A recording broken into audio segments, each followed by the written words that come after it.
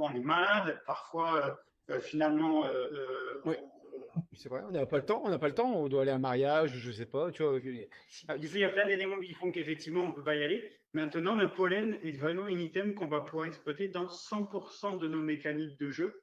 C'est-à-dire que là, je donne l'exemple du mode passif, mais par exemple, sur l'upgrade de pot de miel, quand tu prends 3 pots de miel d'un niveau pour les détruire en espérant avoir un pot de miel de niveau supérieur, tu as ce qu'on appelle un taux de réussite.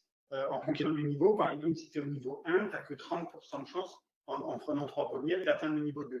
Si tu dépends du pollen, tu peux maximiser ce rendement jusqu'à 100%. Tu n'es pas obligé d'aller jusqu'à 100%, ça te permet d'en dépenser moins, mais tu peux l'utiliser pour maximiser ton rendement jusqu'à 100%.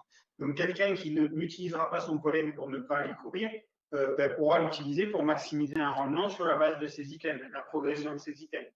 Tu peux aussi utiliser le pollen pour faire, par exemple, vieillir tes abeilles. Dans le jeu, ça va te permettre de changer notamment la fonction de ton abeille, dans l'espoir de débloquer des nouveaux modes de jeu ou de simplement changer la fonction parce que les attributs sont plus en adéquation avec une autre fonction.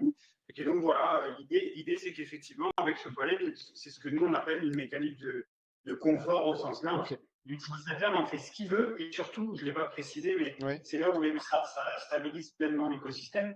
Le pollen, tu ne peux ni l'acheter, ni le vendre, ni le transférer d'un compte à l'autre.